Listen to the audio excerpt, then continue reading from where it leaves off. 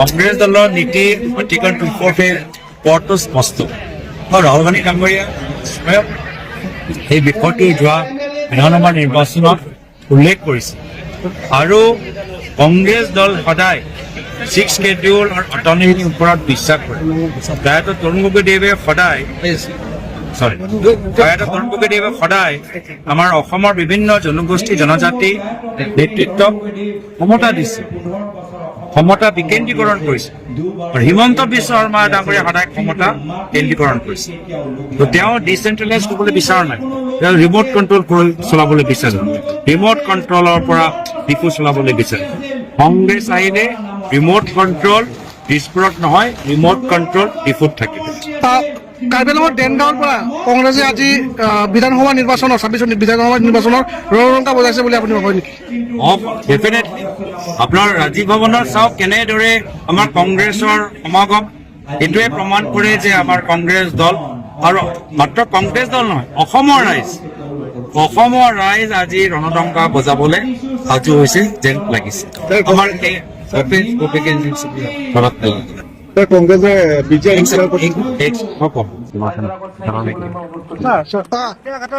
চৰকাৰী ভূমিত যোৱাকালি উচ্ছেদ অভিযান চলাইছিলে। উচ্ছেদ অভিযানত এটা নামঘৰ ভঙাই দিছে, মছজিদ ভাঙিছে, কিন্তু মছজিদ ভাঙি কিন্তু মন্দিৰসমূহ ভঙা নাই, স্থলী ভঙা হৈছে কিন্তু মন্দিৰসমূহ ভঙা হোৱা নাই।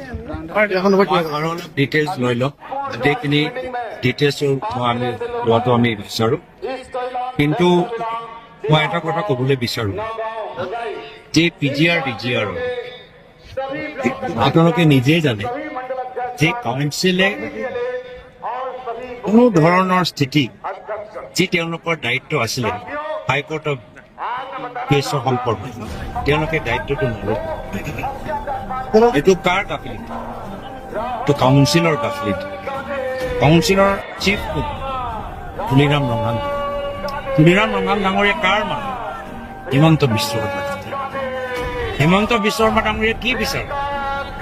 যে বিভিন্ন জনগোষ্ঠী জনজাতিৰ মাজত সংঘাত হৈ থাকক, কাৰ্য হৈ থাকক, আৰু তেওঁ এটা বাটন টিপিলে আদানীক হাজাৰ বিঘা, পতঞ্জলীক হাজাৰ বিঘা, আম্বানীক হাজাৰ বিঘা, আৰু যি বাকী থাকিলে নিজৰ পৰিবাৰৰ নামত, আৰু তাৰ পৰাও কিছু বাকী থাকিলে তুলিৰাম ৰঙান ডাঙৰীয়া পৰিবাৰৰ নামত।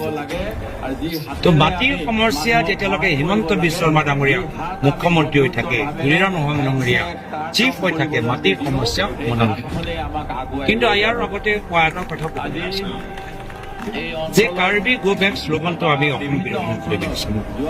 কিছুমানে কাৰ্বি গো বেক শ্লোগান কোৱাটো একদম অনুচিত, একদম অনুচিত। কাৰ্বি আমাৰ অসমৰ বিভিন্ন জনজাতিৰ ভিতৰত আটাইতকৈ পুৰণি জনজাতি, কিন্তু লগে লগে মই ক'বলৈ বিচাৰোঁ এইটো মই ভাল পোৱা নাই। কিছুমানে কৈছে সকলোৱে কৰা নাই, কিছুমানে কৈছে সকলোৱে কৰা নাই, আৰু একেৰাহে কিছুমানে আমাৰ ভোজপুৰী সমাজৰ যে ঘৰ জ্বলাই দিলে সেইটো মই দুখ প্ৰকাশ কৰিছোঁ।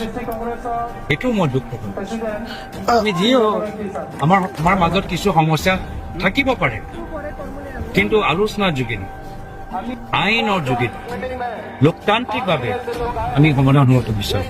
আমি নিজৰ মাজত সংঘাত, ঘৰ জ্বলোৱা, মাৰপিট আমি নিবিচাৰোঁ। কিন্তু এয়া হৈছে হিমন্ত বিশ্ব শৰ্মা ডাঙৰীয়াৰ ৰণকোট।